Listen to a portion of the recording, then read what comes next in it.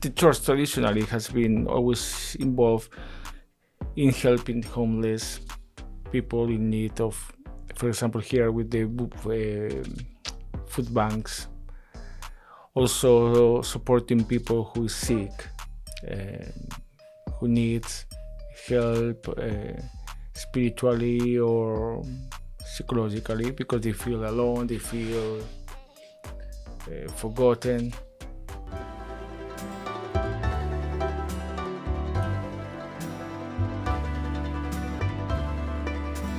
This episode's delicious food is brought to you by Nero Artisan Pizza and Jar Bar. Come and try our Neapolitan pizza and Balkan-inspired dishes.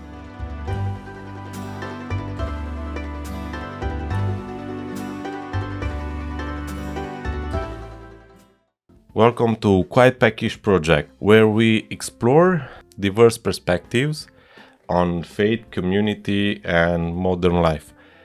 Today I'm joined by Father Miguel Sanchez-Rodriguez. I wrote here, you are an Anglican priest, okay, which I didn't talk with an Anglican priest before, because I'm Orthodox, but I declare myself atheist now. But I invite you to discuss here some subjects which I saw is happening around the world. I invite you to discuss the role and the power of the church in today's world. Thank you for joining us. Now, I want to give my thanks to Nero Pizza for this antipasta food. I don't know exactly how it's called, but I know they call it antipasta. They tried to make the bread warm, but because it was raining and things happens and we've been on delay with recording, now it's cold. For this part of the food, I need to give my thanks to Jar Bar. It's a volcanic mix. Now, we can eat during the talk or we can eat before and talk after. I really don't mind. So, as you wish. Okay. I tell you there. We can do something better. We can try now. Exactly. We stop in the middle Yes, and finish right. in the end. Perfect. That's brilliant. Alright. Well, I like these little ones. We call them. You can have the plate. Thank you very much. You think that this looks very Mediterranean also. It is interesting. When I saw this, I thought it was Mediterranean. This. In Spain, we eat them with vinegar. Sorry? It's not with vinegar. No. In Spain, we put these things into vinegar. Yeah. But this is not with vinegar. But it's nice. And It's basically how we are doing them in Romania. It's very nice. How do you call this? Murături. Pickled vegetable. It's like a mix. You can put them in the... It's like an antipasti or... This one, no. We usually make them for the winter. Because we are still doing farming and to have vegetables on the winter, we are doing this. Okay, that's very nice. We are doing cabbage. I love the pipers. Yeah, they had with cheese inside. These ones, the peppers, they have with cheese. Good. Oh, okay. And we like this. We do. I will do some because it's very good, even healthy, because they have that good bacteria. So do you cook this before or just put it? Sorry? How do you make this with? Just put some vegetables with salt and water. Yeah.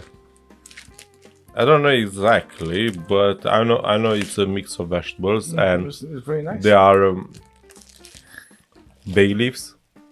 We can use bay leaves as well, or horseradish. But that's for pickles. I haven't tried before this food. It's very nice. We used to eat on when we eat meat during the winter, because you don't have fresh vegetables. Yes, of course. In Spain, Like a side. We do it with vinegar and salt. It's very strong. And also because we got many different kinds of olives. Some of them are very, very bitter. So you need to put them with salt and vinegar and oregano, something like that. Yeah. And leave them for a while, sometimes with water, without vinegar, just water or salt and these herbs to make them more edible. Because we are doing with vinegar. I think they have a bit of vinegar. Yes, a bit, yes, because vinegar prevent them because they have the good bacteria. The taste. And yes, basically, what I understand, it's probiotic.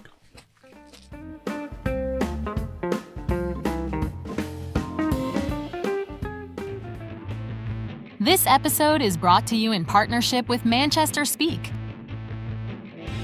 the next day legalization service providers. Please get in touch to discuss your legalization needs at 0161 728 4099. You speak to us, we speak for you.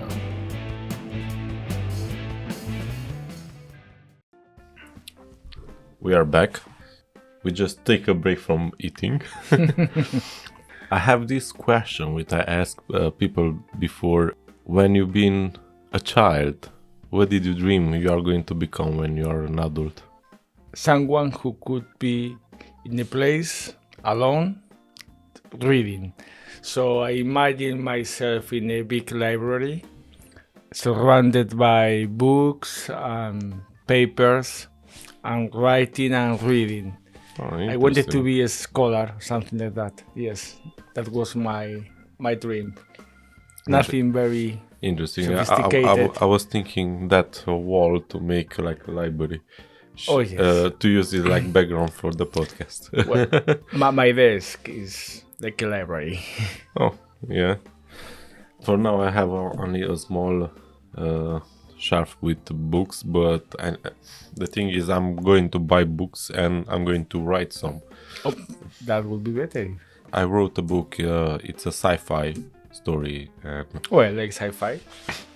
I try to put some science, like about human behavior and stuff like this in the book. I mean, in the series. Okay. The book is being published, or? Yeah, it's on Amazon. I don't have I think I have one, maybe. I will look for it. It's in English or Romanian? Yeah, it's in English. Okay. It's called the Cutout. Episode 1. Because I see it like a movie. When I'm writing or what I'm doing, I'm thinking or to be a game, a computer game with a nice story or a TV series. Okay, we'll try and read the book. Thank you. The next question. How did you find God? I'm not sure if I found God. I mean, I can't remember the time when I didn't believe in God. I grew up in Spain, and when I was born was during the Francoist time. So the church was very influential at that time. Everybody went to church. So church was an important part of the daily life. So I remember going to the school. We had a church in front of the school, and we used to go to this church during special days. For example, in May, we had to go once a week with flowers for Mary. And because May is the month of Mary, so we had to go with flowers. We had to buy flowers and bring them to the school, and then the whole school went to the church and put the flowers at the foot of Mary. Every Sunday we went to church, and we had a subject in the school called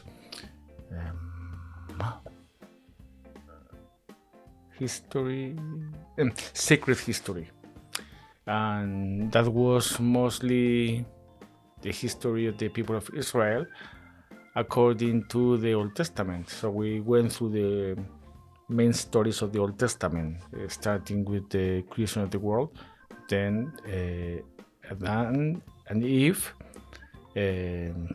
Noah, Abraham, Isaac, Jacob, the 12 patriarchs then after that, and then Moses and the Exodus, Joshua and the kings, and then the Maccabeans.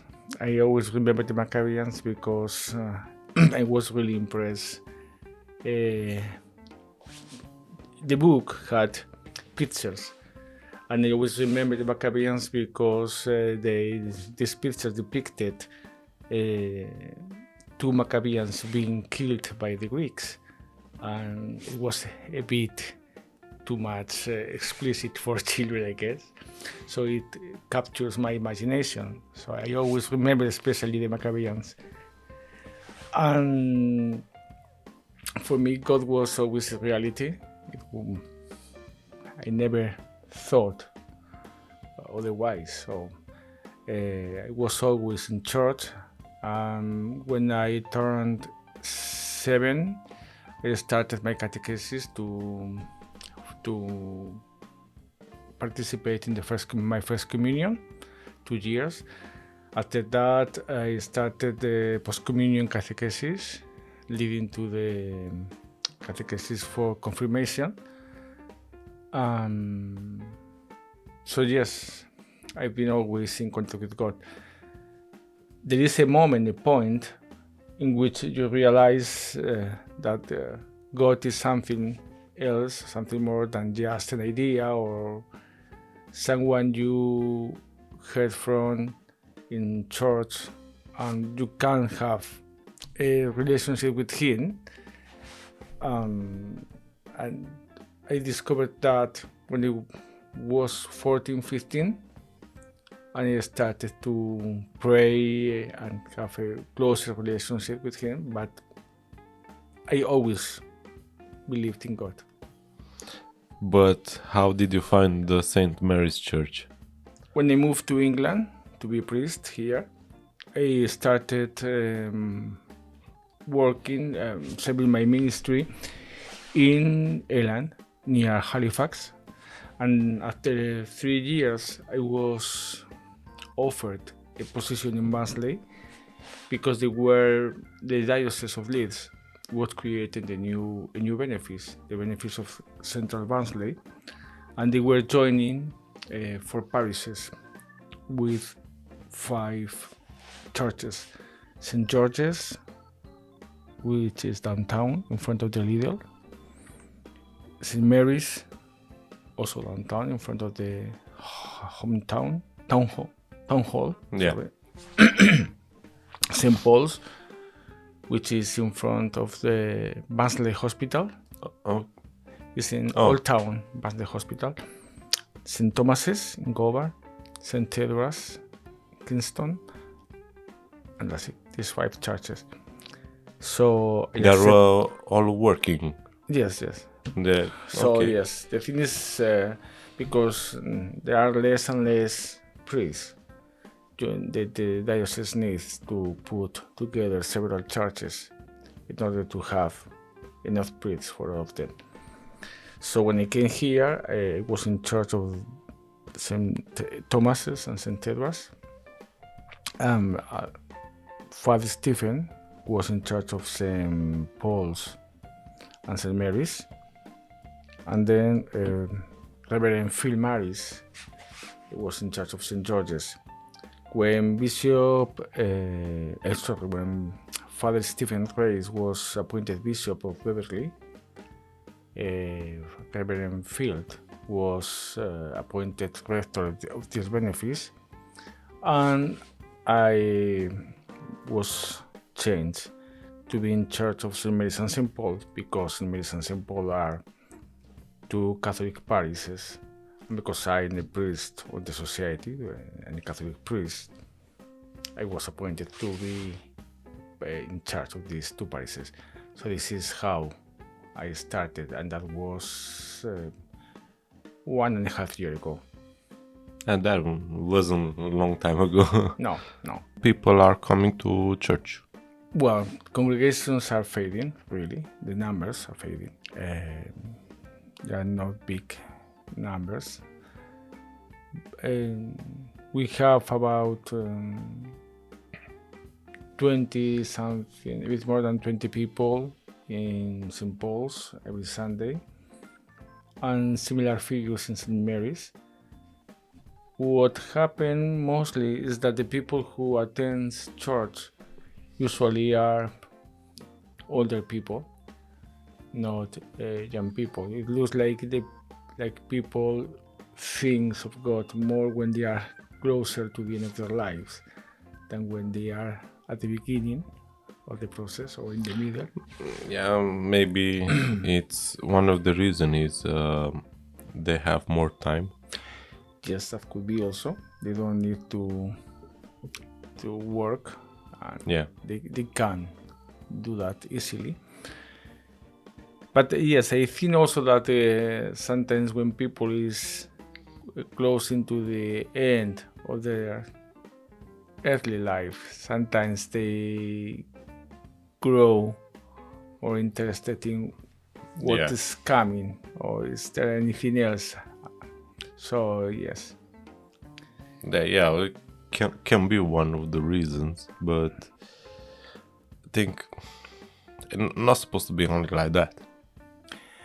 Yes, but that happens. I mean, for example, my father, he was always an agnostic. He went to church because my mother was a believer, so he went to church because of my mom. But when he suffered a heart attack 5-6 years ago, after that he started going to church and started praying.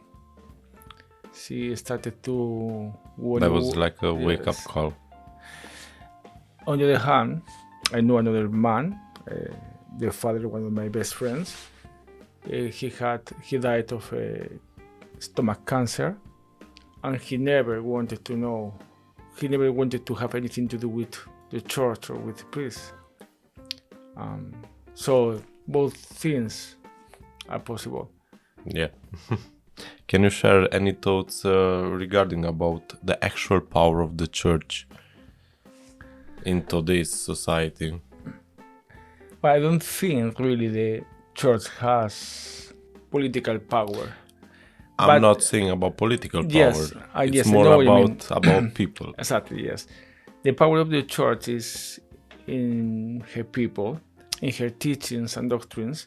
Nowadays, politically or economically, the church is not a powerful player in the world, but still it is a voice which is heard and has some sort of influence.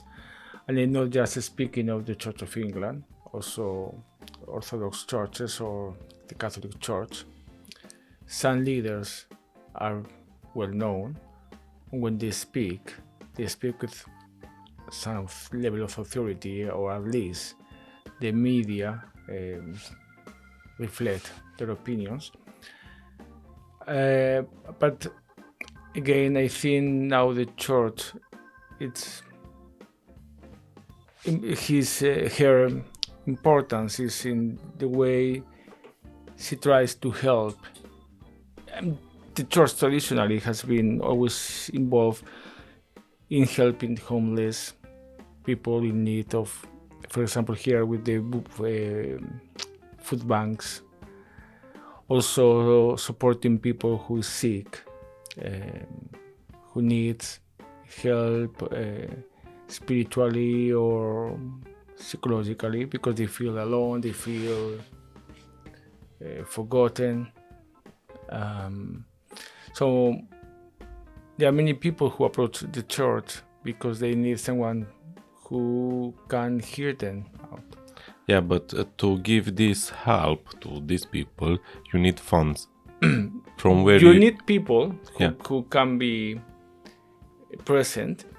And for example, we work a lot with volunteers. I mean, there are many people in our parishes who have skills to do, for example, to hear other people, or to teach, or to help with the food bank, with these sort of things. One of my former parishes, we have some people who were lawyers, solicitors, and they offered help to people without resources when they were in need of someone who could help them with legal issues. We offered help to children, for example, children who need help with the studies, children who don't speak English, or because they come from another countries and they are new to the country. So sometimes the influence of the church is more in this level, in the grassroots level, than in the high spheres. I mean, it can be in both, because obviously the Archbishop of Canterbury is in a different level than our parishes here in Barnsley. So here we work, for example, also with the Barnsley Youth Choir. They use our premises. We offer sometimes spaces for groups to meet. So we try to be of. Do you need help. volunteers for Always? Yes, for many things. I mean, for example, we have a food bank in St. George's. People who was there are volunteers. Or I can offer at least one day from a month to come and give a hand. Yes, I will. Thank you. That will be very nice. Yeah, I mean, it's going to be nice for me as well, because I'm going to meet people. Well, and as you know, the church also is present in the teaching world. There are some schools which belongs to the Church of England or the Catholic Church. One of the things I find important is that we keep teaching children about some. I mean, now they speak of values, but I don't think the church. I mean, values are subjective and depend on every culture, every time, every person. But Yes. I prefer something more objective as the habits. St. Thomas Aquinas always spoke about habits, and a habit is something you develop by doing it regularly and in a very conscious way, and it's something objective. So the church, the Christianity, always have spoken about habits, not values. So I prefer that the virtues are values, are not values, are habits. So I think one of the most important things the church is doing is trying to pass onto this new generation these virtues of being hard workers, of being trustful.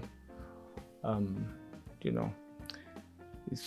think that's the most important thing, because knowledge, you can get it anywhere in the book, even if you are alone. But habits, you need, and virtue, you need someone to teach you. The funny thing is, when you say about habits, I just remember a scene from a book. I'm reading a financial education book, and he say we have habits, and sometimes they are bad ones, and we don't know where we learn. Basically, the guy saw his wife took a piece of meat, cut the edges and put in the pan to cook it. And he asked, why you are cooking that meat like that? I think it was some beef or something. And she said, I don't know, my mother, she was cooking always like this. And they called the mother, why you are cooking the meat like this? Why you cut the edges? Say, I don't know, my mother was cooking like that. And they called the grandma, and the grandma said, look, I don't have a very big pan, and the meat was too big, and that's why I cut the edges to fit in the pan.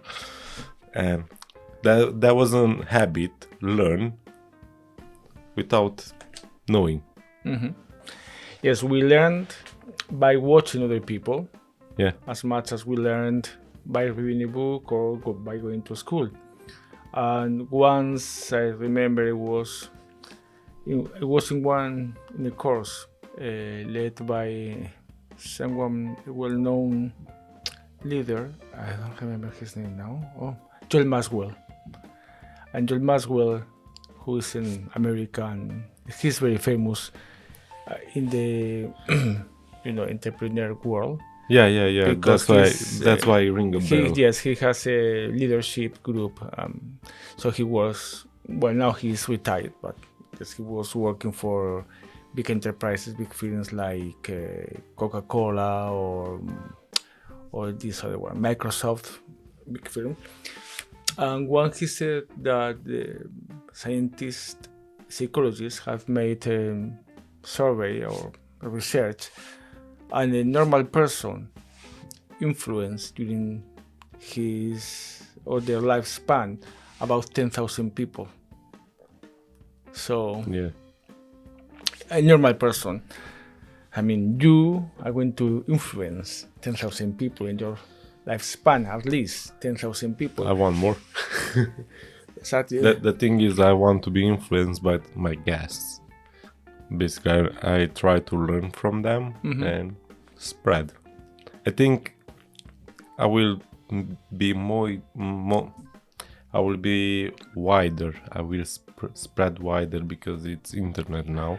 Oh, exactly. It's the matter of who is watching. Yeah. But yes, as I said, virtues are habits, good habits, and vices are habits, but bad habits. Yeah. So I think the role of the church is influence people with good habits. And in Spanish we have a saying which goes, a bad habit is taken out with another habit. So you change habit. I mean, when you have a nail here, you need another nail to take we it out. have that saying as well. So You need the nail to take out the nail. Exactly. Yeah. But in Romanian it's some more Quite Peckish Podcast. It's like nail on nail, take off, something like that is translated. yes. Many of people today are moving away from organized religion. In your experience, why do you think this is happening? Because I have a friend last week. I had a podcast in Romania with him. He's Baptist, and they have their community. They have their church, but they help each other. It's like now people are divided. Basically, it's a community, even in the church. When you're at the church, you say, "Oh, what's happening with you? I have this problem. Oh, I can help you." But if you stay away and the church is a place to meet, you can give a hand. Well, the thing, in my opinion, in my view, is that the world has become more and more individualistic. Yeah. And we have become more and more autosufficient. So, I mean, we think we can live on our own. And that's a myth, really, because if you come to think of it, We need social. yes, you need people, and our life is built on trust. Yeah. When you are driving, you trust that the other drivers are going to comply with the rules, and you also believe that the teacher is teaching your daughter is going to do it well, is not going to abuse her or to hit her or to say bad things to her. When you buy food, you trust that the people who has made the food is clean and they have not used any poison or anything bad. And when I go to a coffee shop, I trust that when I say I'm allergic to milk, they are not going to put milk into my coffee. They are using oat milk or soya or almond milk, but not milk. So life is built on trust, but at the same time, we have become more and more individualistic because we have been told many times, continually, we are told that we can be whatever we want to be. That's the only thing that matters. You have to become the best version of you can be. It doesn't matter the other people.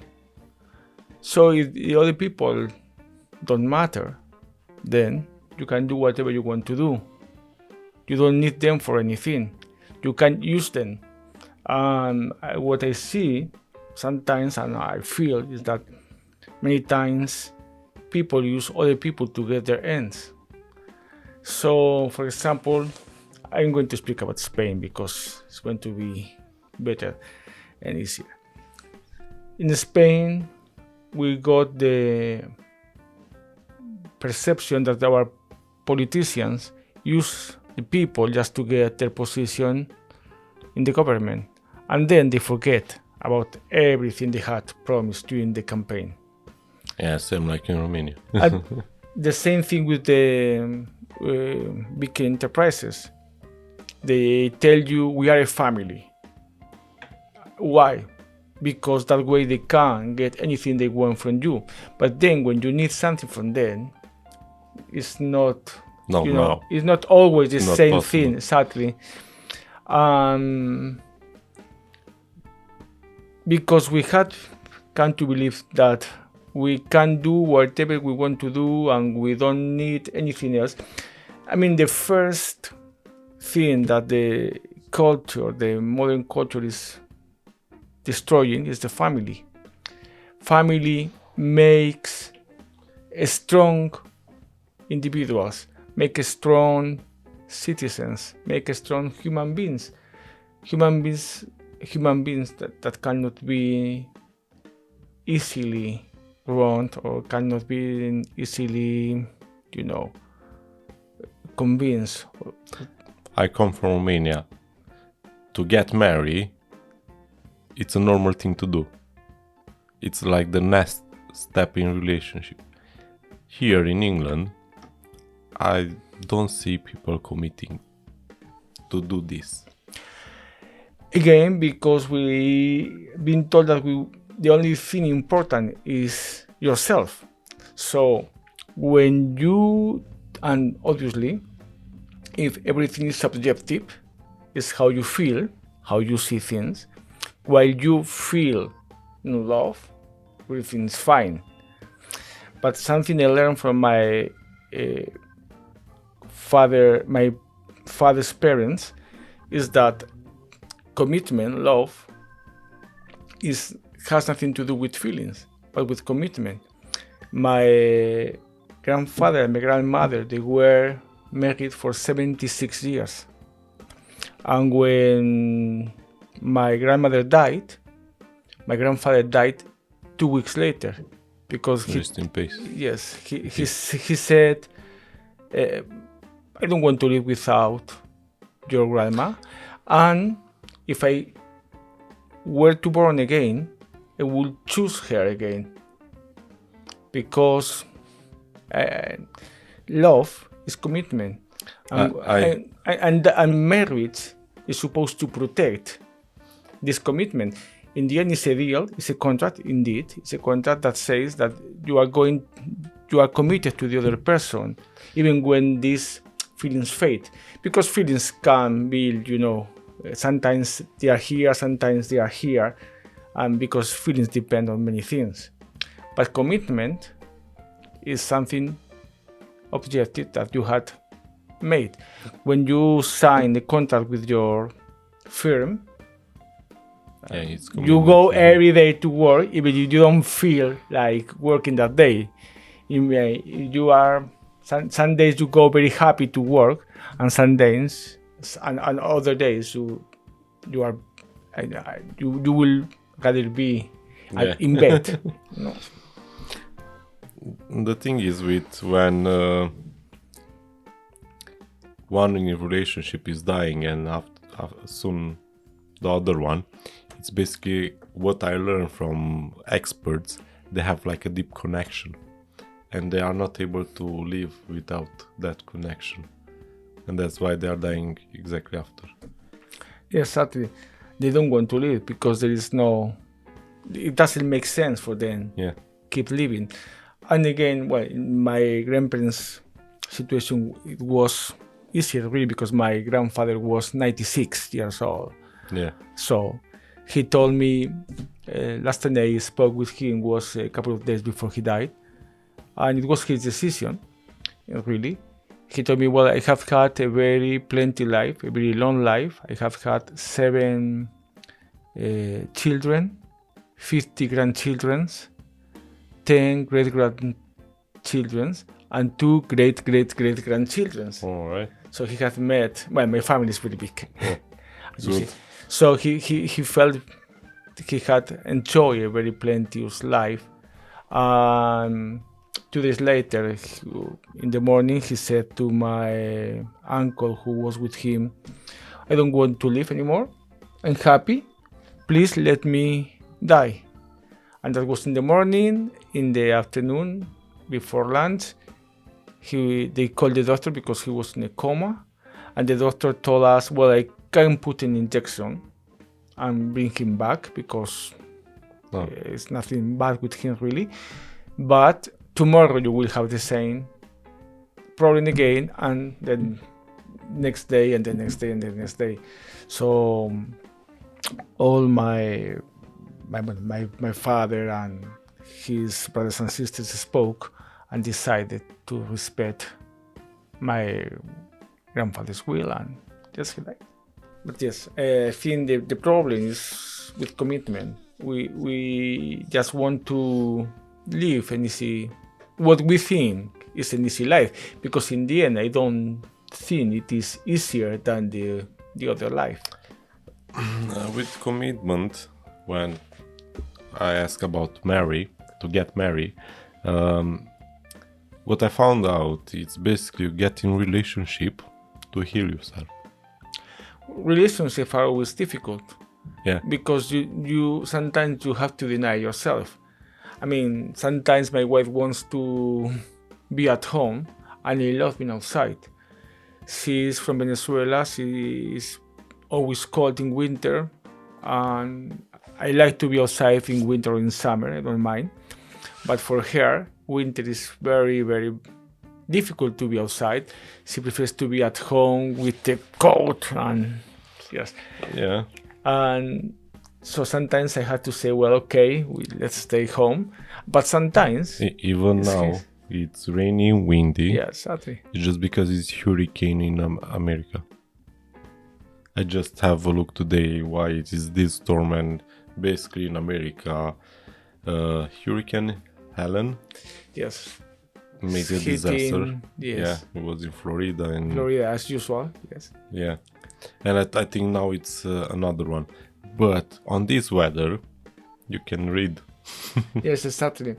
I mean, yes, in a relationship you need to speak a lot, and sometimes it's easier just to be quiet and don't say anything. You need to speak. Sometimes you need to say no, and sometimes you need to say yes, and also you need to acknowledge that sometimes that you are not perfect, and sometimes you make mistakes. And you just need to say I'm sorry, and those words sometimes are very difficult to say because they are less and less part of the vocabulary of the people. When I was younger, I was taught that we have to be valiant enough to acknowledge our mistakes, and you have to confront your mistakes always. When I did something wrong, I knew I deserved punishment, and I never tried. Well, sometimes you try to, escape a bit, but not like now, where everything is society's fault and never is your decision, and I can't agree with that. There is always options, and I don't agree with this thing that this society's fault. I think people, when they do something wrong, they need to. It is good for you when you do something wrong and you confess, and you receive your punishment for that, or you have to accept the consequences. When I was young, I used to confess even it was my mistake. Well, but the thing that have a consequence, because now, even if it's a small thing, like you said you did the dishes, I try to defend myself now, which is not okay. Well, yes, it's the other point, but I still think that is a right you have as a person to confess your fault or your crime or whatever you have done wrong, and accept the responsibility for what you have done.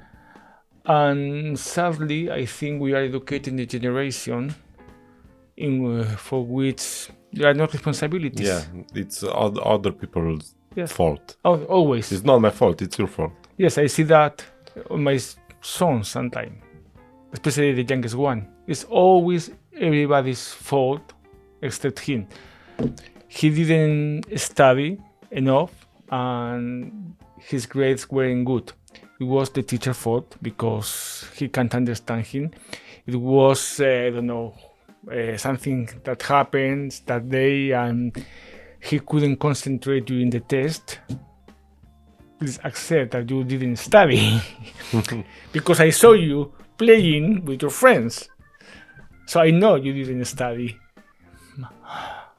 So these sort of things I can't understand really. I put here a question. It sounds a bit posh, but speaking about the past mistakes, do you think people are judging church what happened in the past, like when soldiers was killing people because they didn't believe in God, or to some punishments?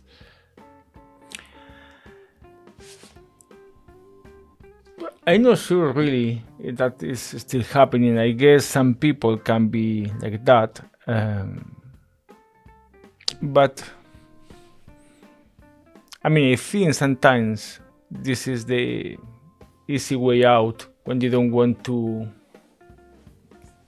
commit with church, or when they want to find a way out, is an easy way out.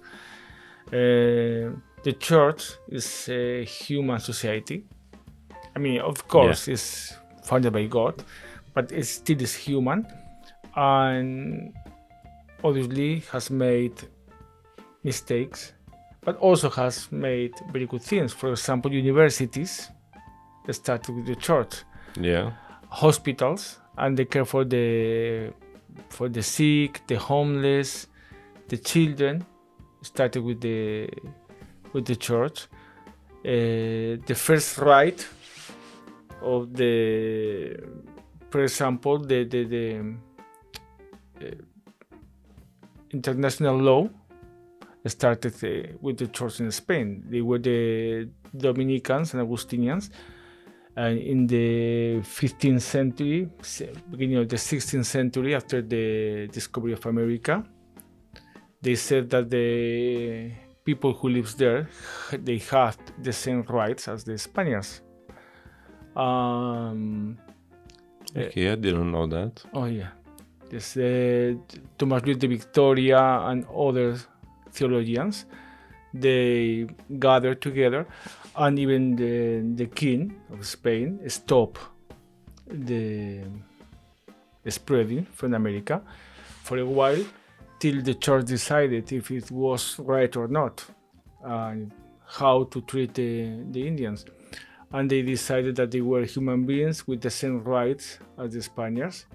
So this is why it was possible for them to marry Indians, the natives, since the very beginning. So, for example, when Cortés conquered Mexico, what is now Mexico, well, the Mexicas were the dominant group there. Well, only 1% of the soldiers who took part in this war or in this conquest were Spaniards. 98% were other tribes who were enemies of the Mexicas, because the Mexicas were very abusive of them. They practiced human sacrifices. A few years ago, they found in Mexico City a tower made of, I think it was 15,000 skulls of women, children, and men. And that was one of the books of the conqueror. I mean, one of the soldiers who took part in this war, he wrote this, and at first many historians thought that it was an exaggeration, but now they had found the place. So yes, what I mean is that the daughters of this Mexica emperor, when he died, when he saw that he was going to be killed by the other tribes, he asked the Spanish conquistador, Cortés, to protect his family, and he adopted his children, and they were sent, some of them, to Spain, and they were given titles, noble titles, and the highest one. And now, still in Spain, they live 300 direct descendants of this emperor. They call them the Dukes of Moctezuma, and they are very famous in Spain. And interestingly, all the descendants of this last Mexica's emperor lives in Spain, and all the descendants of the Spanish conqueror, Cortés, live in Mexico, not in Spain. Okay. So these things happen, and this was thanks to the church, the labor of the church. Also, when they said that, for example, they imposed in the Middle Ages, they said that they couldn't fight on Sundays, they couldn't fight in Christmas time, in Easter time, and all those were attempts to diminish the cruelty of the war and the length of the wars. So obviously the church has made, I mean, the church, the people who made at the church had made bad things, but also they had made good things. Yeah, I think it's a thing which I need to check. I mean, to learn more. Yes, the thing is that we weight heavier the bad things than the good things. Yeah. Most of the culture we know from the antiquity came to us through the church. The monasteries in the Middle Ages, they kept and they keep copying these books from the past, and also they were the first centers of commerce in the Middle Ages, and they kept many things. In Spain, at least, these monasteries were places where sick people could go looking for help. Also, they used to teach children. I mean, obviously not every children, but they received children also. They received orphans, people without parents. And and obviously also they try to ease the hunger of the people many times. But yes, the church needs to acknowledge the bad things, but also sometimes we need to show that not everything was bad. There were also good things. And on the other hand, we cannot judge the past with our own preconceptions, because we see things. Like preconception. Yeah. Usually I adopt a Viking look. Now the hair it's a bit grown, but usually I'm shaving that part of the hair, but I look like a Viking, and in this Viking is like a pagan. But Vikings, they've been very crucial in Christianized England. Yes. Because it was a part of Vikings which they become Christians. They kill pagans, and in the end, all the Vikings, even those from Finland, they become Christian. Vikings were important in whole Europe, not only for that, also for other reasons, and they were not always fighting. Yeah. They were also merchants, and they did other things. So yes. They start to be merchants in Exactly. that period. So I want to say in Romania, which is a very religious country, I don't know how it's paying, because 85% of Romanians, they are identify themselves like Romanian Orthodox Christians. And the Orthodox Church are receiving financial support from the government, but even from people. Basically, they have plenty of money. We have every year new churches, new monasteries. When I was young, I worked to build. I helped to build some part of a monastery in my grandparents' village. Basically, I helped my uncle and my grandfather. I was their help, basically. And now I want to ask how the church is getting the funding for what they're doing. Mm-hmm. We don't receive money from the government anymore. So most of the money comes from the people who attend churches. I mean, for us, is the people who are members of the church. They support the church financially, also, in addition with their volunteer job, also with money. But then there are some institutions where you can go for help. I mean, keeping open, for example, St. Mary's cost almost 2,000 euros a week. A week? Yes, because of the... That's 1,800 pounds. I'm sorry, pounds. I said right. euros. I don't remember exactly the figures. It's almost 2,000 pounds a week. It's a bit less, but almost that. And it is because we use electricity for the light. We need gas for the heating. And we need to clean the church. We need to keep it working. Reparations. Also the insurance company. You have to pay insurance. Oh, you have to pay insurance? Yes. In case you need something bigger, insurance for the building. Or this old buildings sometimes, or always, they got lots of problems. When it's not the roof, it is one of the columns or the tower or whatever. So there's always things to be done.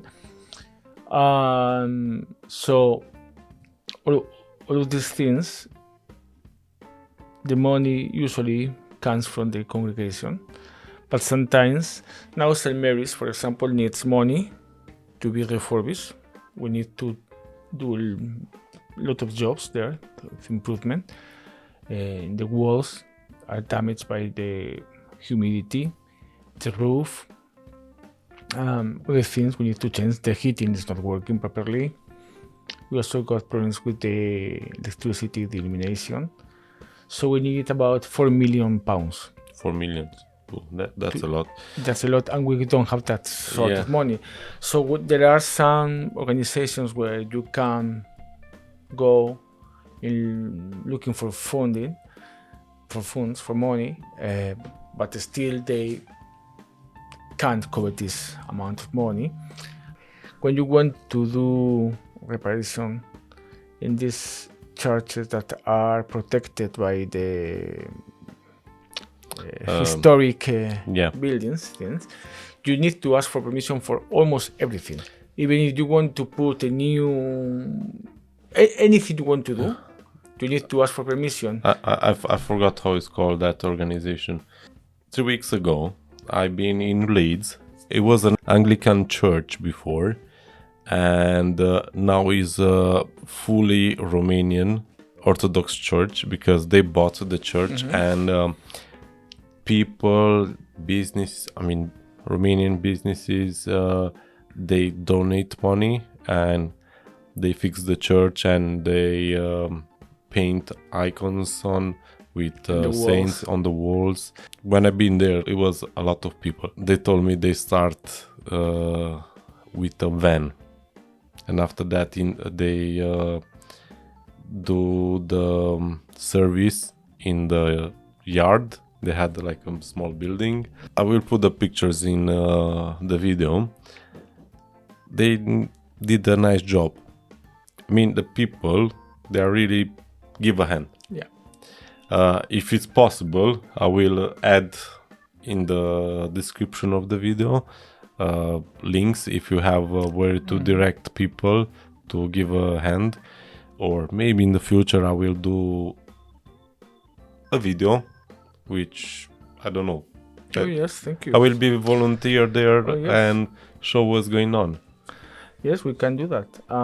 As I told you, one of the problems we had is that because it's a protected building, St. Mary's. Exactly. You can use you need a special paint.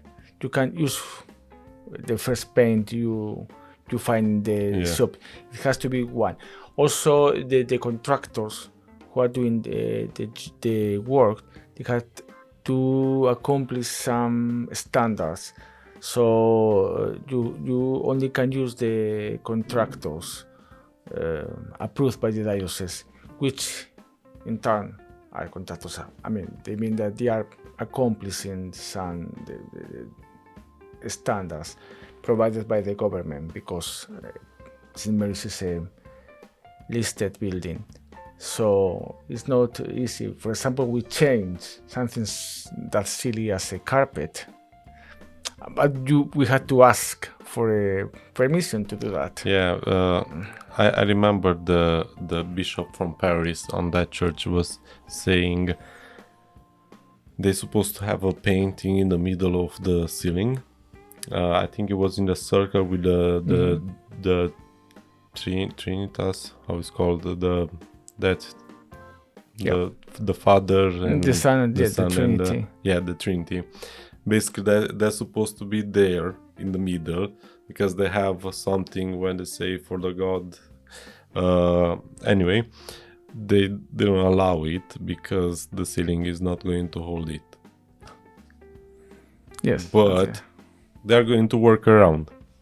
Oh, absolutely. And you can always find, for example, one of the problems in some of these old churches is that at some point 20 years ago they used a painting to cover the walls, and it looks like that painting wasn't of not quality, and that made the rock, the stones to lose permeability.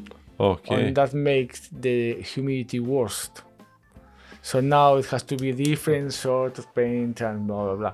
So what I mean is that it's not easy. But yes, for example, we had this National Churches Trust, and they offer money. Also the lottery. But even if you can get money from these places, it is, I mean, it's not enough. So to perform a project like this one, you need to join different organizations, and you need to work with the government, with the local authorities, with the diocese, with banks, with people who can help. Did you think to use social media for? Yes, more and more we are using social media. One church is more than another, but yes, for example, Facebook. I know some of our parishes are using Facebook. Obviously, websites. Also, some communities are using Instagram or X, the old former Twitter now. Oh X. Yeah. I'm not using X. I mean, I'm on the platform, but no, I'm not using that either. I mean, I was there for a while, 20 years ago or even more when it started, and it was very active in that. But then I realized that it was taking the best of me because it was always in fightings, and I thought, well, no, this is not worth it. I had here a thing. Brother Tates, which are English guys who are living in Romania. One of them, Tristan Tate, mentioned in an interview, Christianity is mocked in the West. I mean, they mean America. I'm going to quote him. Let me tell you, Western Christian effect. There are places in the world where you cannot mock Christ.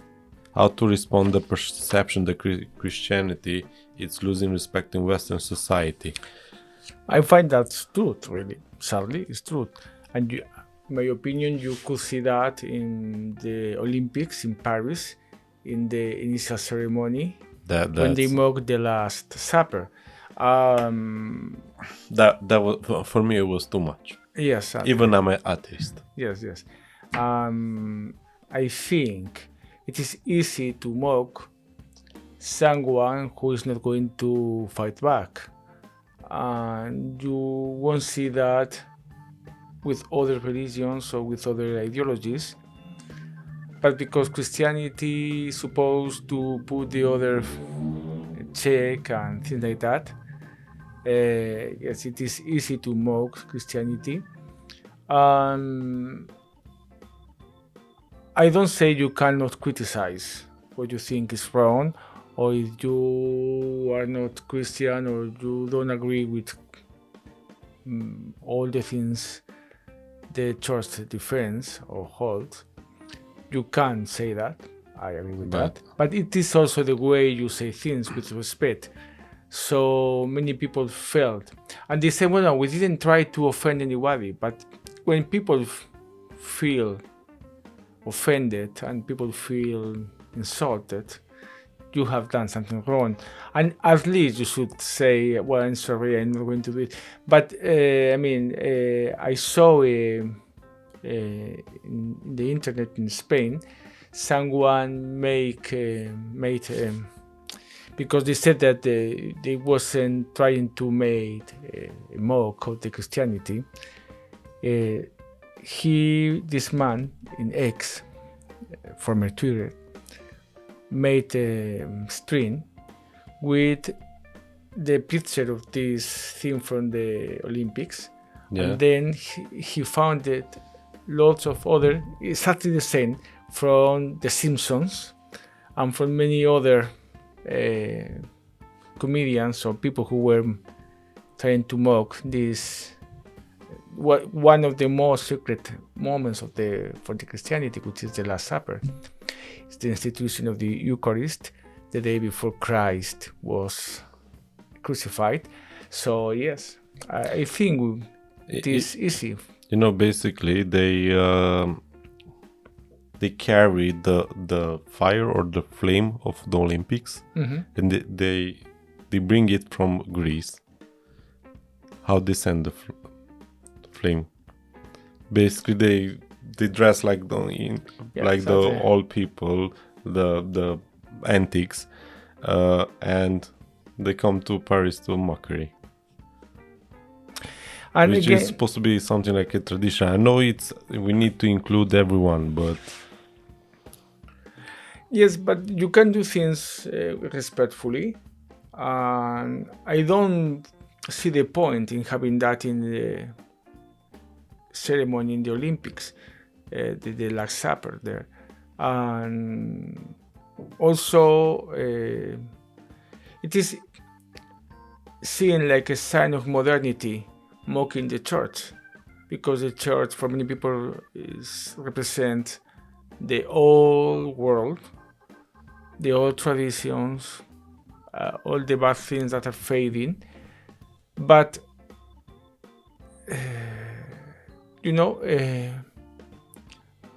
as the American says, Americans say that don't throw the baby with the water of the bath.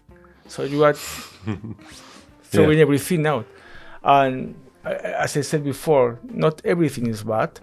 The church has done bad things, but I think now, even for many people, is just a matter that the church has done bad things.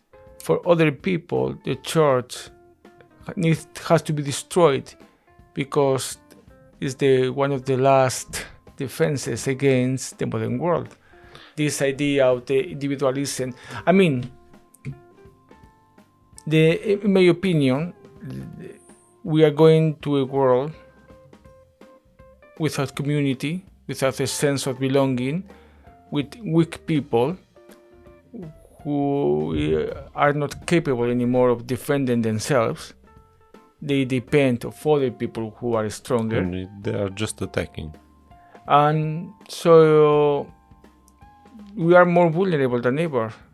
Our young people, mentally, they are not prepared for any hardness or hard times. I don't know what's going to happen.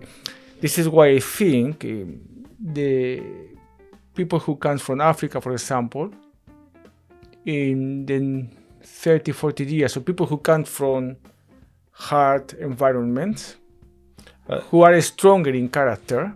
But they believe in God as well, and they have... Exactly. And I always remember something I heard from an American pastor. He didn't look like a pastor at all, because when I met him, that was 20-something years ago, I was younger. He had a very long hair, a very long beard, and he drove a big motorbike. Yeah. And he said, if you don't have anything to die, you don't have anything to live for. So if you don't have anything to die for, you don't have anything to live for. And now our people, our young people, I mean, in the Western world, they don't have anything to die for. Anything they find worth to die for. Yeah. How I said, I'm an atheist, but I still believe everyone needs to know the Bible, at least the New Testament. Oh, yes. Because the stories, what Jesus said, it's something what you need to learn. I don't know if there are many people who know about those stories, if they read the Bible at least. Mm-hmm. Well, sadly, less and I see this more and more, that now, well, you need to, till a few years ago, you didn't need to print out the Lord's Prayer. They were fine because everybody knew it. Now, they don't. So you need to print it out in every service, because many people cannot follow those prayers by heart. How can you understand Western civilization, Western culture, Western art without the Bible, the Old and the New Testament? If you go to a museum, Paris, British Museum, National Gallery, El Prado, Madrid, you can't understand the paintings of the Middle Ages or the Renaissance. Yeah. Well, I mean, even Picasso was inspired by Bible, sometimes by biblical stories. Salome. Yeah. How can you understand a girl with a head? Yeah. That's Salome, yes. John the Baptist. Yeah, the Baptist. So yeah. Salome dancing. So and also literature. So most of the best writers have interact some way or another with the Bible, and again, even if you are not a Christian, you are culturally Christian, because still our civilization is a Christian civilization, because you are in favor or against Christianity, and you act in favor or react against Christianity. But again, still, Christianity is central to our civilization. In a positive way or in a negative way, it is still central. Yeah. And if you don't know Christianity, you don't know your roots, you can't understand yourself really. Exactly. I have another quote from Tristan Tate. He said, Tristan Tate also shared his journey, saying, I spent a lot of my life as atheist, and I'm so ashamed to say that. I don't like that word, the atheist. Just to give an example why I wrote this. He said, because he's living in Romania, he said, look, I have this Rolex on the hand. I can work in Romania and still go with the watch at home. I'm going to London, maybe I can lose an arm too. That's why he said this. What do you think about this? Because religion can give you at least the value. Yes, well, it was what That's we were yours. speaking before. I don't touch it. And that's a habit more than a value, because a value is something that I apply subjectively to something. For me, this phone can be very valuable, not because it is valuable in itself, but because it was given to me by my father, for example. Oh, yeah. And that's it, a value. But when I speak of habits, this habit of being honest, of being trustworthy, of not touching anything is not yours, of being truthful, or being responsible of your actions and accept responsibility for what you do, for what you say. This is something that we are losing, and something the church has been defending and teaching since 2000 years ago. And I don't say an atheist cannot be a good person, cannot be a moral person. I know all of them can be. But what I say is that in the end, you need something objective that can hold all morality.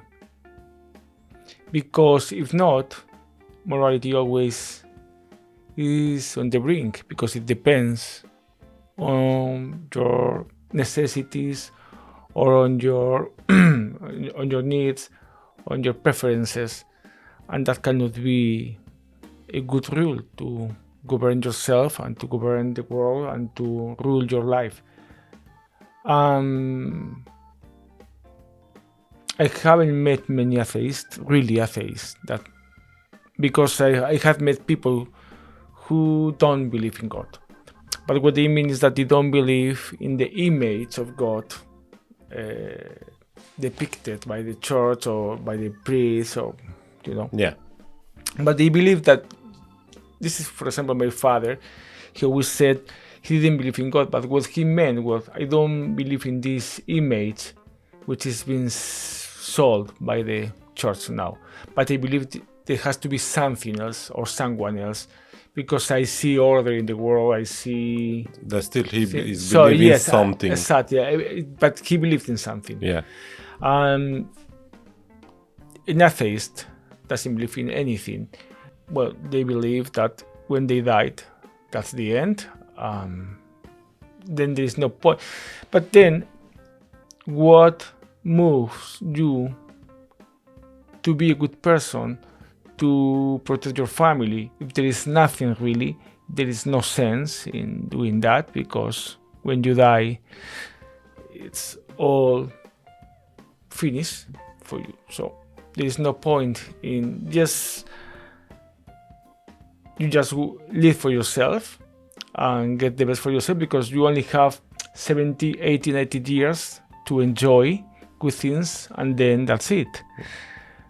While for a Christian, because we believe that we will be with God and with our families, other Christians and other people in heaven forever, well, there is a reason to be a good person, there is a reason to behave in a certain way. I find that more reasonable than the other. If I wouldn't be a believer, I would be a drug lord or something like that, just to have anything I want, and because it doesn't matter what happens when I die, because when I die, that's the end. No soul, no spirit, so I'm not going to be punished in the afterlife. So I don't need to behave in this life. I don't need to do anything in this life. I just want to enjoy, to be rich, to be with as many women as possible. And it's not my case. I try to be a good person. No. This is why I was saying that sometimes this is something I find difficult to understand from the atheist. What I don't see is, in my case, coherence in this point. Yeah, in my case, I want to be a good person, regarding if it's a God there or not. It's still the right thing to do. So, I mean, I want to be part of community. I want to give my help. I want to be help. Can't be that because you have been educated as I've been Christian, educated as an Orthodox. So you had. You have developed a habit of being a good person. And you have developed a way of thinking also in a specific way, and that's a habit. That's what I mean. And this is something the church has been doing, and I think they have done, especially in England, they have done so good that every people think of them that being a Christian is being morally good, which is not the whole thing. So because they think I'm not doing anything wrong really, I'm a moral person. I'm going to the church because even if I don't want to, if I don't go to church because I'm a moral person, I don't steal, I don't kill, I don't do bad things, then I'm fine. So sometimes I think that the Church of England has made such a good thing, educating people to be good citizens, that people has equated being a good citizen with being a Christian, when it's not the same thing. Because also, I mean, the Greek police were good citizens. They educated good citizens with values, and even better perhaps than now. Just remember that the Romans have this saying, it's good dignum et justus pro patria mori, which means it is good to die for the fatherland or for the country. So that was how educated their children since they were very, very young, very children. So children were educated. When I was a child in Spain, I still was educated with the idea that the highest perfection of life was that of the martyrs, those who died a martyr for Christ. And still in the Spanish Civil War, many people were killed because they didn't want to renounce to Christ. They were brought to prison. I have heard testimonies of people, and they told them, well, if you step on the cross or spite on the cross, we will give you go away. But you have to do it publicly. And they said no, and they were killed. So this sort of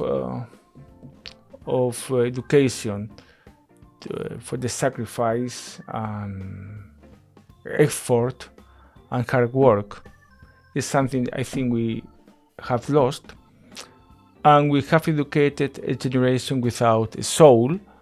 But then we want to ask them for efforts, to make efforts, for example, during the pandemic or in times of financial crisis.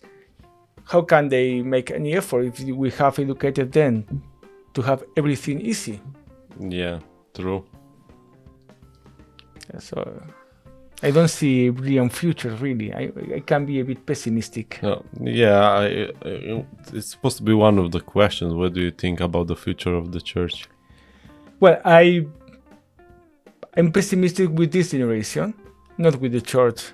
I believe the church has demonstrated that she can survive.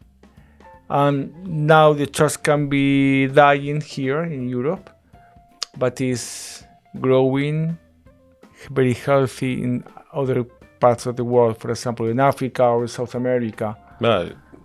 Basically in the west of Europe. Yes, exactly. And probably we will have missionaries from Africa and from South America coming to Europe in no time, really, to evangelize us again back.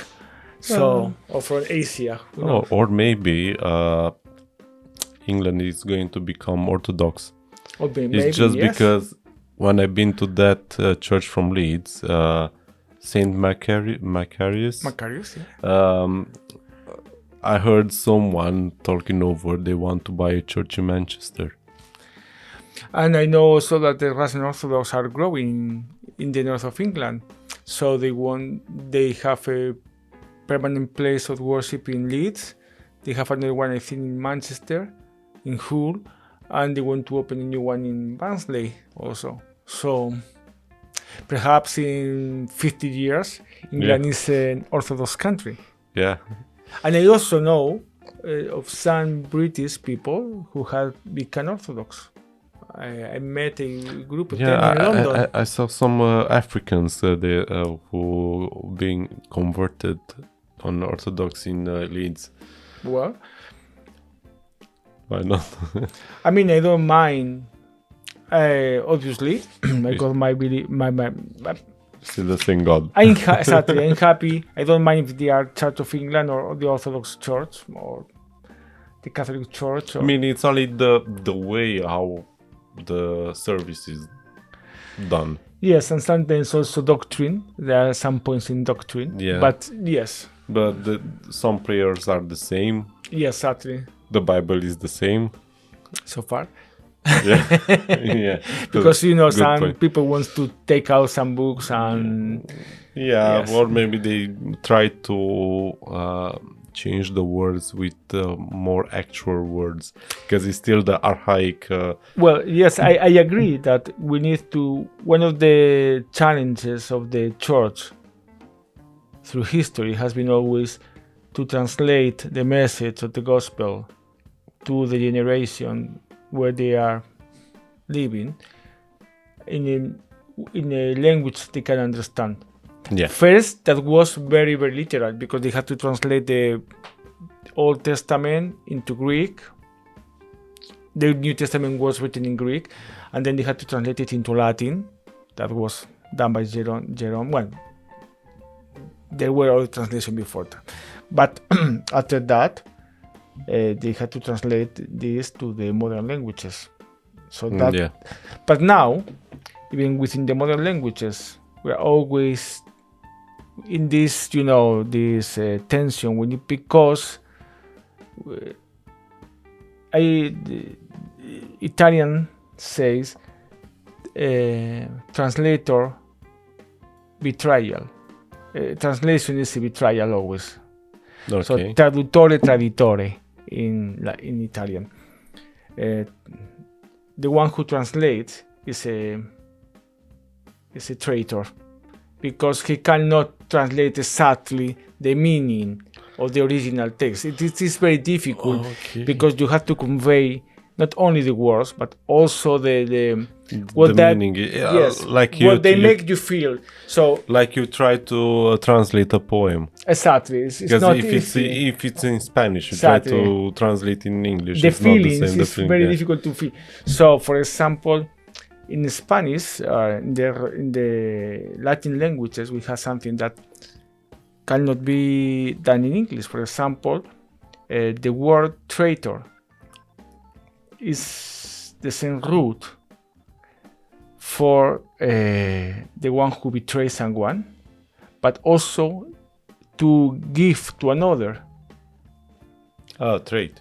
Is to give. Yes. So not only a present, whatever. So Judas was a traitor, betrayed Jesus because he gave Jesus to the. But for us, it's the same root, and you use the same word for many things, and you see that also tradition is the same root as traitor, as betray. It's a different kind of giving, the tradition, but it's the same word used of Judas or of the doctrine of the church, transmitted, handed down by the church. So this sort of meanings cannot be conveyed in English easily. And also when Jesus asked Peter 3 times, "Do you love me?" Well, in Greek, he used two different verbs. You can do that in Spanish, but not in English. So the first 2 times, the verb used in Greek is stronger than the third time that Jesus asked Peter. And you can do that in Spanish, you can do that in Italian, you can do that I think in French also, but not in English. In English, the question is always the same. Do you love me? Do you love me? Do you love me? Well, not in Spanish. The first 2 times, they said, "Me amas?" But the third time, he says, "Me quieres?" And amar is stronger than querer. Querer is softer, is easier. So these sort of things are not easy to translate. What I mean is that the church has this responsibility to make relevant the gospel to this generation, in words they can understand, but also it is responsible not to dilute the message, because sometimes what we do is to make the message tastier or more palatable for the modern people. So we try to convey a message without responsibilities, without having to take action, just being passive. And the gospel is action. Go to all the world and preach and heal the people and help those in need. So it's always, yes, hear the word, but then you have to act on what you believed. And that's the most difficult thing to do. And I think this is the big challenge of the church today. Not just being a hearer, but being a doer. Yeah, true. And even if the people don't like what you are saying, things need to be said. For example, nowadays you cannot find many places where the priests preach about sin or about repentance, really. Because many times now, most of the congregations prefer happy pills. So just to hear that they are being good. But again, the people who attend the services it's the people who are also Christians, who are already Christians. So that's another thing. You need to preach the gospel to those who are not Christians, and that's not always easy, because sometimes it is simply forbidden. You can't express or preach because it's seen as you are trying to impose yourself or your beliefs to other people. So yes. But we are doing that, everyone, even us. Like, you need to believe what I believe. Yes. Oh yes. If you don't believe what I believe, then you are dumb. Thank you, Father Miguel. Thank you for inviting me. To sharing these insights. Do you have any final thoughts to share with the listeners? No, I just would like to invite people to discover God. There are plenty of churches in Barnsley. If you live in Central Barnsley, you have St. Mary's, St. Paul, St. George's, St. Theodore's, St. Thomas's. Other churches where you can go and see. If you don't feel like going to church, at least buy a Bible, or if you got a Bible at home, read the Bible. Give God a chance to speak to you. Take this risk to hear God, and you can start easily with the New Testament, which is going to be easier, especially the Gospel of Mark, and also the letters. What is called the Catholic letters, the letters from John, St. James, which are easier to read and shorter than Paul's letters. Yeah, I remember when I was young, I was getting basically letters with letter from John. Yeah, with yes, that part letter of the Bible. It had quiz on. Oh yeah. From that part, the Book of John. Yes, but the thing is that sometimes, for example, obviously the Gospel of John and the Apocalypse, the Revelation, Book of Revelation, are more difficult than the letters, and obviously Apocalypse is too much. It's a beautiful book, especially some chapters are beautiful, but yes, it's a difficult book. So you can start with something easier. I have something for my daughter. I have a Bible for children. Oh yes, it's illustrated. I mean, her grandma sent it, but usually we are saying 2 prayers before sleep.